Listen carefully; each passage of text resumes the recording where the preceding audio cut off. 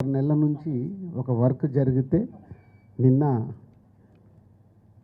హైదరాబాద్ వేదికగా ఆ ఈవెంట్ని సక్సెస్ఫుల్ చేయడం జరిగింది. సో ఇంత పెద్ద సక్సెస్ అవ్వడానికి ఒక 6 months నుంచి దానికి వర్క్ జరుగుతూ ఉంది అన్ని రకాలుగా.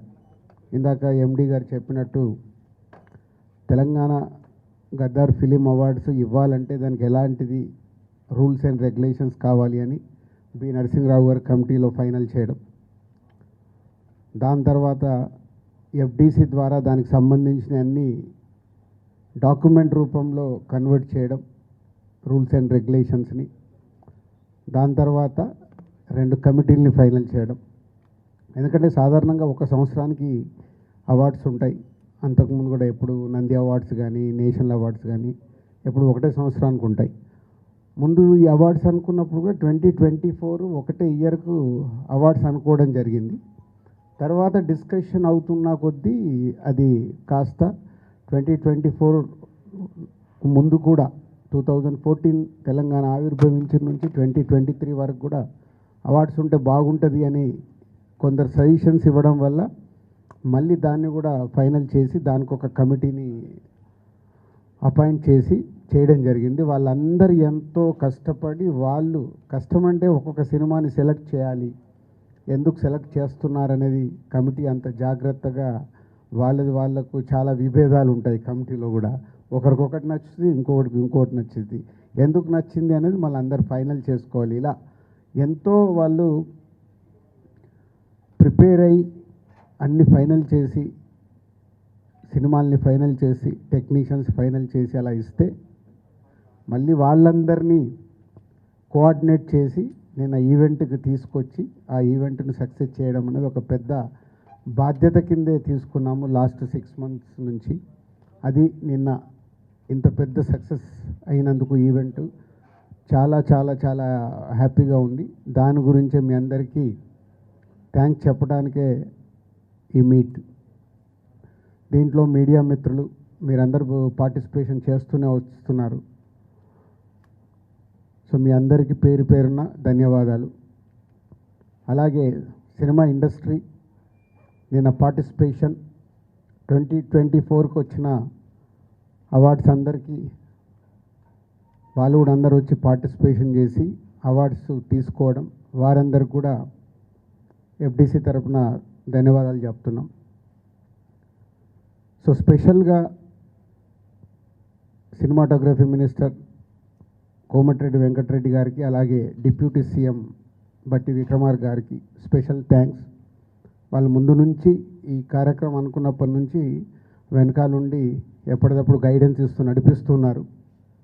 వాళ్ళకి ధన్యవాదాలు. అండ్ సీఎం రేవంత్ రెడ్డి గారికి స్పెషల్ థ్యాంక్స్. ఎందుకంటే నిన్న వాళ్ళు ప్రోటోకాల్లో మాకు 1 hour టైమే ఇచ్చారు సీఎం గారిది.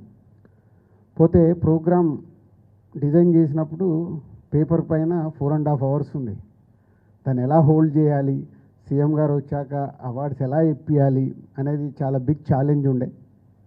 అలాంటిది రేవంత్ రెడ్డి గారు వచ్చిన తర్వాత నేను పర్సనల్గా వెళ్ళి రిక్వెస్ట్ చేశాను, మీరు 1 hour ఇస్తే టైం సరిపోదు, కొందరికి ఇచ్చి మేము కొందరికి ఇవ్వకుంటే మేము ఎన్ని రోజులు చేసిన వరకు కూడా సాటిస్ఫాక్షన్ ఉండదు అండ్ ఎంతసేపు ఉండాలి అన్నారు.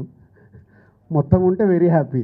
కంప్లీట్ అయ్యే వరకు వారు ఆల్మోస్ట్ 8 o'clock ఏదో ఎంట్రీ ఇచ్చారు. సో 2 hours ఉంటాను, మీరు ఫినిష్ చేసుకోండి అన్నారు. వాళ్ళకు మళ్ళీ ఇమీడియట్లీ ప్రోటోకాల్ టీంకి వాళ్ళందరికీ కమ్యూనికేట్ చేసి 2 hours ఎక్స్టెండ్ చేయించారు. వారికి స్పెషల్ థ్యాంక్స్. ఎందుకంటే ఇంత పెద్ద ఈవెంట్లో సీఎం గారు వచ్చి 2 గంటల 15 నిమిషాలు ఉన్నారు, 15 నిమిషాలకి ఎక్స్ట్రానే ఉన్నారు. సో అందరూ వెరీ హ్యాపీ. ప్రతి ఒక్కరు సీఎం గారి చేతుల మీదుగా అవార్డు తీసుకున్నప్పుడు అందరికీ ఒక సంతోషం. సో వారందరికీ సీఎం గారికి ధన్యవాదాలు. అలాగే ప్రభుత్వం నుంచి అవార్డ్స్ వస్తున్నాయి అంటే ఏ స్టేట్ అన్న కానీ, ఫ్యూచర్లో ఇప్పుడు ఆంధ్రప్రదేశ్లో కూడా అవార్డ్స్ స్టార్ట్ అవుతాయి. ఎందుకంటే తెలుగు స్టేట్స్ అంటే మన 2 కళ్ళు, ఎంత కాదనుకోలేము. అది ప్రభుత్వం నుంచే అవార్డ్స్ వస్తున్నాయనంటే సినిమా ఇండస్ట్రీ అందరికీ చెప్తున్నాను, చాలా జాగ్రత్తగా అవార్డు స్వీకరించాలి. మనం ఎన్ని షూటింగ్లలో బిజీగా ఉన్నా ఎక్కడున్నా ప్రభుత్వం నుంచి ఒక అవార్డు వస్తుందంటే అది మన రెస్పాన్సిబిలిటీ. గవర్నమెంట్తో జర్నీ చేయాల్సిన బాధ్యత సినిమా ఇండస్ట్రీలో ఉండే ప్రతి ఒక్కరిది. సో ఫ్యూచర్లో కూడా ప్రభుత్వం నుంచి అవార్డ్స్ అనౌన్స్ అయినప్పుడు ఆ డేటును మీరందరూ మీ డైరీలో నోట్ చేసుకొని మీకు అవార్డుకి అనౌన్స్ అయి ఉంటే మీరు వెళ్ళి ఆ అవార్డు తప్పకుండా ప్రభుత్వం నుంచి వచ్చే అవార్డును స్వీకరించాలి. సినిమా ఇండస్ట్రీలో ఉన్న అందరికీ this is my request and అర్థం చేసుకుంటారని కూడా అనుకుంటున్నాను. సో అలాగే నిన్న ఇంత బిగ్ ఈవెంట్లో సో డెఫినెట్గా చిన్నవి మిస్టేక్స్ అనుకోవచ్చు. అంత పెద్ద ఆర్గనైజేషన్లో జరిగే కమ్యూనికేషన్ గ్యాప్స్ వల్ల అయి ఉండొచ్చు, తప్పులు జరుగుతాయి. అలా ఎవరికన్నా ఎక్కడన్నా చిన్న ఈ కమ్యూనికేషన్ దానివల్ల ఎక్కడన్నా మీరు హర్ట్ అయి ఉంటే అక్కడికి వచ్చిన వాళ్ళు ఎవరైనా సో ఎఫ్డీసీ తరఫున చైర్మన్గా నేనే క్షమాపణలు కోరుకుంటున్నాను. ఎందుకంటే మేము ఆర్గనైజ్ చేశాం కాబట్టి అందరినీ ఈవెంట్ కంప్లీట్ అయ్యే వరకు జాగ్రత్తగా చూసుకోవాల్సిన బాధ్యత మాదే.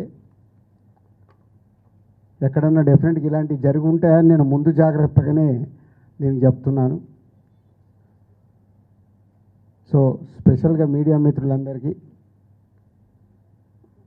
ఈవెంట్ అయిపోయిన తర్వాత చాలామంది కూడా అప్రిషియేట్ చేయడం, ఇంత పెద్దగా సక్సెస్ అయింది అని అప్రిషియేట్ చేసినందుకు, గవర్నమెంట్ తరఫున వచ్చిన రివ్యూస్ కానీ రిపోర్ట్స్ కానీ బయట నుంచి వచ్చినాయి కానీ అన్నీ తెలంగాణ గద్దర్ ఫిలిం అవార్డ్స్ని ఇంత అద్భుతంగా నిర్వహించినందుకు ధన్యవాదాలు చెప్తున్నారు. వారందరికీ కూడా ప్రత్యేకంగా ధన్యవాదాలు. Thank you very much.